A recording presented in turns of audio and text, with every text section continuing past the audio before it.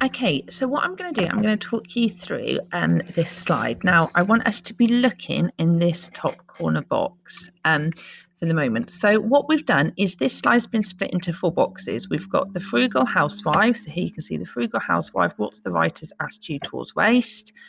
We've got waste not, want not. What's the attitude, writer's attitude towards waste? And down here, we're looking at how language is being used.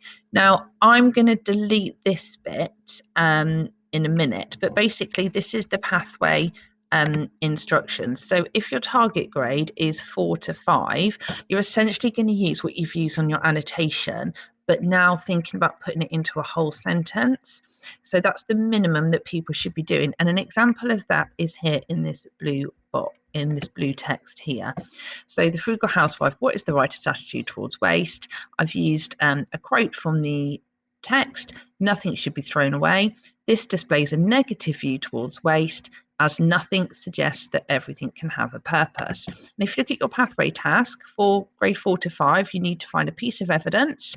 You need to comment on if that evidence shows the writer has a positive or negative view about waste, and try and do some language analysis, which is what this student here has done for the blue one. Okay, so that's the very minimum. So grades 4 to 5 students, you would now, so you've got one for there, you would now try and do your own comment for a piece of evidence for waste not, want not. And you're also going to have a look at the frugal housewife and do a comment that goes into a little bit more depth in language, and the same for waste not, want not here. Okay, and again, you've got an example here in blue. So if you're a grade 4 to 5 student, you can delete the other bits. Okay, you can literally just do that and focus on those blue bits. Okay, now if your target grade is 6 to 7, which is the vast majority of people, what you would now be doing is you would have a go at trying to find 2 different pieces of evidence for each box. So even though I've given you 1 in here, which is the red one, so grades 6 to 7, you're looking at the red sentences.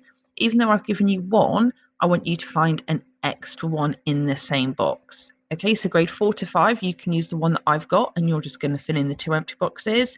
Grade 6 to 7, you should have 2 in each box rather than 1. Okay, and also what I want you to do for grade 6 to 7 is I want you to try and think about the impact on the reader.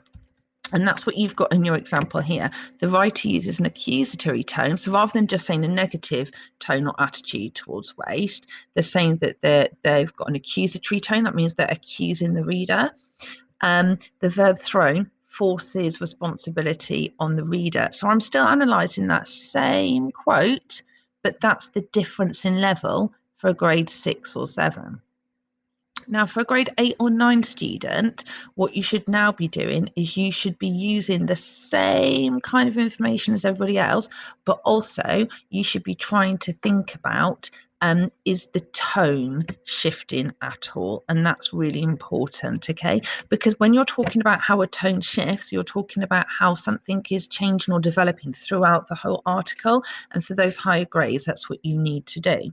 So if you are a grade 8 to 9 student, you should really be looking at having all of that type of information and 2 or 3 each of those in each box. Okay, now all of you are more than welcome to use the examples, more than happy for you to use those examples, but obviously I've left some boxes blank for you to have your own go at.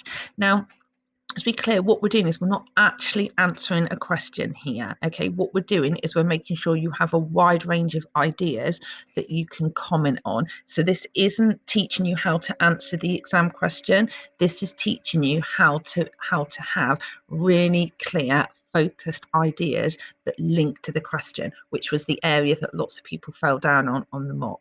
Okay, if you get stuck, message me and let me know, and obviously I can take questions on it in live lessons as well.